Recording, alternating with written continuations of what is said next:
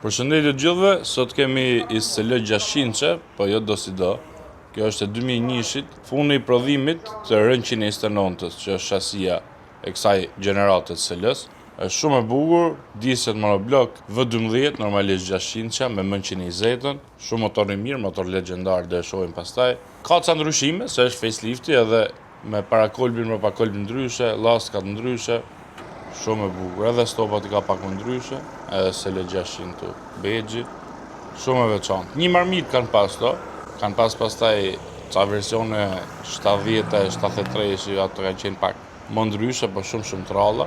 Po kjo është ndër ISL-et më të bukura, me këtë formën që ka, edhe më e gjatat, ka nis që në fundin e viteve 80 edhe ka zgjat deri në 2001 kur ka dalë re 230-a. Kjo është me fener opsional Xenon, jo të gjitha i kanë pas.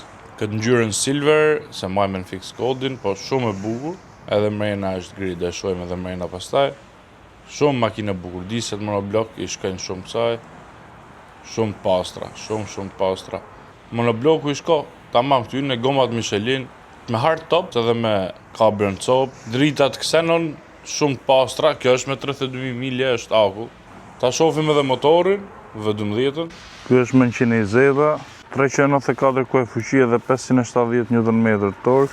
Ka pastaj 70, 72, 73, domethënë maksimumi ka qenë 525 kuaj, që është prodhuar 750 Nm.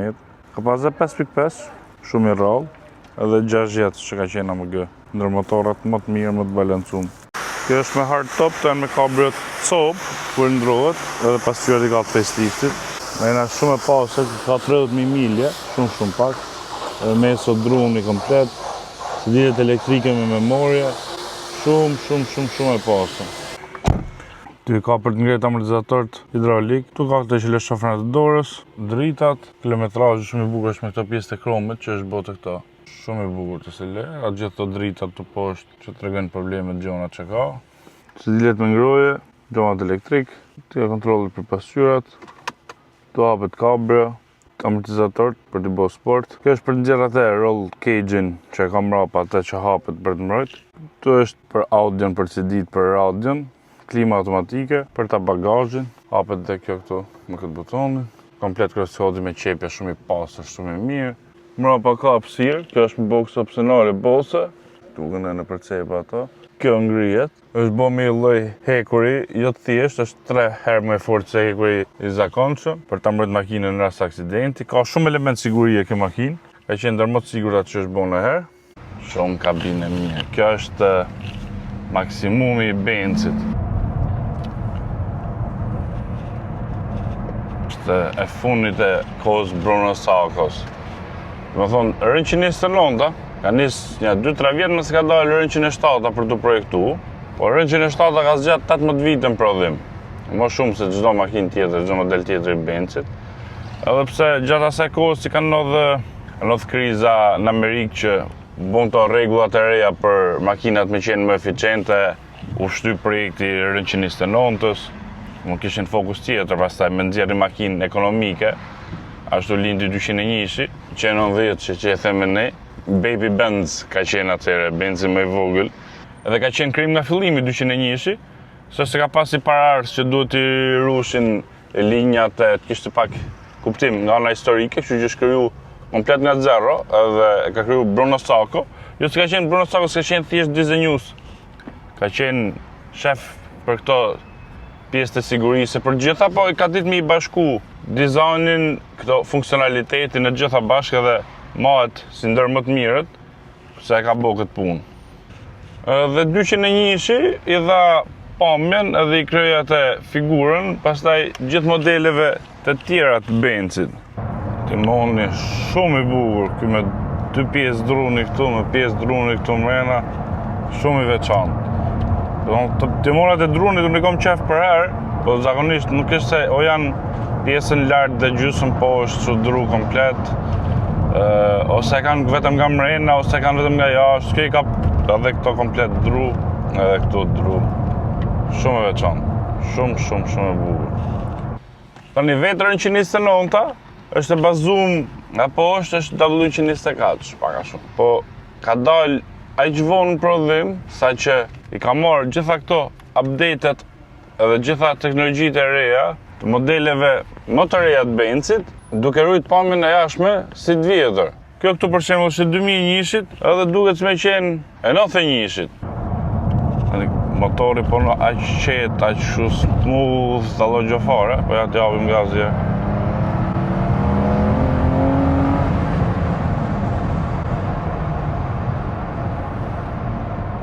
Qenë e shpejt është. Tash SL-ja, që në fillim gjitha gjeneraltat, përveç të parës 300 SL-s, që ka qenë Sportlight, që ka qenë tamam sportive, e lehtë, edhe që bë miliona sot, që hapën dyrë të lartë Gullwing, ajo është 300 SL-ja. Ajo ka qenë një nga këto SL-t, modelet e SL-ve, ka qenë e para ajo. Modelet e tjera të SL-s janë makina luksi që bëhen cabrio. Ja, mësuar me makinat e vjetra, që duket si e vjetër, nuk është aq e vjetër, po mësuar me të vjetrat, që kur jep gaz edhe heziton makina, s'ka fuqi shumë. Kjo nuk është ashtu. Kjo është si makinë moderne për të, si makinë e re. Edhe ka gjitha këto benefitet e të qenit makinë e vjetër, se dizajnin e kanë përherë më të bukur të vjetra, shumë më të bukur, nuk bëhet më ky dizajn. Po fuqinë e ka si makinat moderne, kondicionerin, klime ka si makinat moderne, kamion e mirë është 5G-tronic është, dhe më të mira që është bona herë. Tash ka më të shpejta, ka sa dush më të shpejta. Ka kamion më të shpejta, sa dush ka më të shpejta, makina më të lira, më kështu. Kjo është e bukur, kjo është e veçantë. Rënqenistron është updateuar dhe ka pas ndryshime gjatë gjithë kohës para se të prodhojë. Deri edhe në 6 muaj para se me dalë në prodhim, prapë janë ndryshuar gjona. Versionet e tjera të SL-ve kanë pas edhe version coupe, SLC që su bon të cabrio, kurse te kjo s'ka pas SLC. Te kjo pa të nëmlu me bë motor nafte, po nuk e botën, hoqen fare si opcion. Ndryshimet që ndodhen, që e detyruan Benzin me botë sa ndryshime, edhe që të kemi këtë makinën që kemi këtu, është që BMW-ja, para se me dalë SL nga 86-87, nxorri serin 8 me motor V12, 850, edhe kjo i futin me një me Benzin për të bëhe dhe ato V12 në vetë, se s'kishin V12 ato. Edhe filloi puna për të bëhe M120-ën. M120-a u bëhe dhe ishte V12 më mirë e kohës, fillim me 408 kuaj, pastaj këto me katalita 396 në duket. Super motor, shumë i mirë, shumë smooth. Po u desh më botë sa ndryshime, sa do kishin llogarit 560 me pas top of the range më të mirën, por tash i bon 600-ën, dilte shumë afër 560 me 600-ën, edhe bon 500-ën. Ai doli me 320 ca kuaj, doli më i fuqishëm i kohës, doli para V12-s. Doli më fuqishëm se V12 e BMW-s. Ai është përdorur edhe në motorsport, pastaj në për gara që kanë vu twin turbo, kanë qenë 900 kuaj, çfarë kanë bën atë? Shumë motorë Ford 990. Është njëri që përdoret te 824, te 500, ai 500 ai, i njëjtë motor. Më vonë pastaj doli dhe 600-a. Fillim s'ka pas fort fjalë të mira, supozohet se ishte e rënd shumë, ishte goxha më e rënd. Nuk është se kanë pëlqyer shumë prej peshës në fillim. Po, kjo televizor aq shumë, janë 100 kg më shumë është, po si V12 është V12 i lehtë është si motor, nuk është konstruktuar për të qenë shumë i rënd, për kohën e vet sidomos. Po kjo ka dalë me amortizator hidraulik, ka qenë me frena më të mëdha, nuk se leja herë komplet që kur ka dalë. Është kabrio që bëhet komplet në mënyrë elektrike, pas i lev, pas i gjo.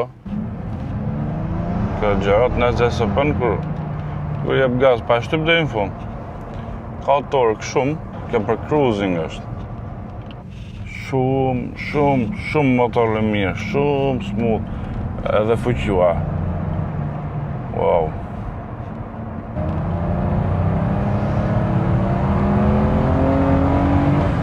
Përgjigjen e ka shumë mirë.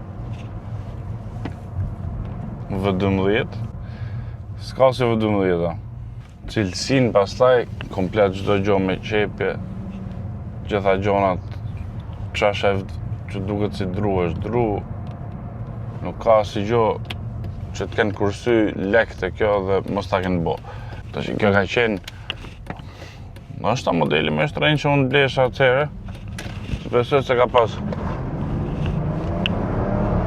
Benzi model më të shtrenjë se kjo, 2001-shin, se besoj.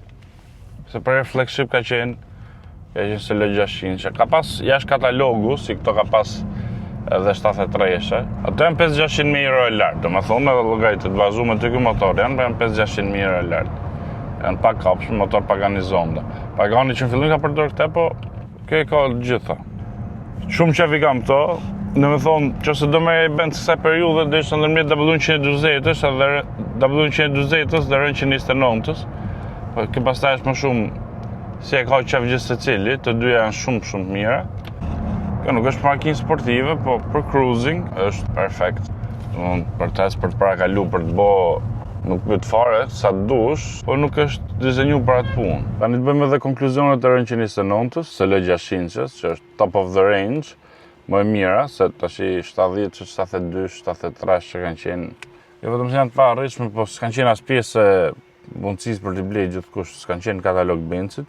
Shumë makinë mirë, shumë makinë e lezetshme, makinë e bukur, është klasike, po prapë ndihet si moderne, se i ka gjitha këto gjonat që i ka e makinë moderne, audio të mirë, kamera të mirë, motori prapë shumë i mirë, tapiceria e mirë, i ka gjitha gjonat moderne, po është edhe klasike, sidomos të pjesa jashtme te pamja, edhe i ndërthurë të dyja shumë mirë. Është makinë ndër më të mirat që mund të investosh, ndër makinat më të mira për të futur makinat klasike për të bërë tip koleksionuesi, SL-ja, kjo R129. Jo domosdoshmërisht 600 se është më e shtrenjtë, po edhe versionet e tjera 300, 500, shumë mirë janë 320. Më ka pëlqyer shumë, i kam pas për herë qef. Tash akoma s'kam blej band stimin kështu si klasik, po djem ndërmjet R129 ose W120-s. Po unë besoj modelin 500 që do të zgjedh se është pak më i lirë për ta blej edhe për ta mirëmbajt. Përse duhet pëlqyer video, makina shumë e mirë, shumë makinë e mirë, nga cruiserat më të mirë që mund të blesh. Ju uroj gjithë mirat, shihemi në video tjetër, mirupafshim.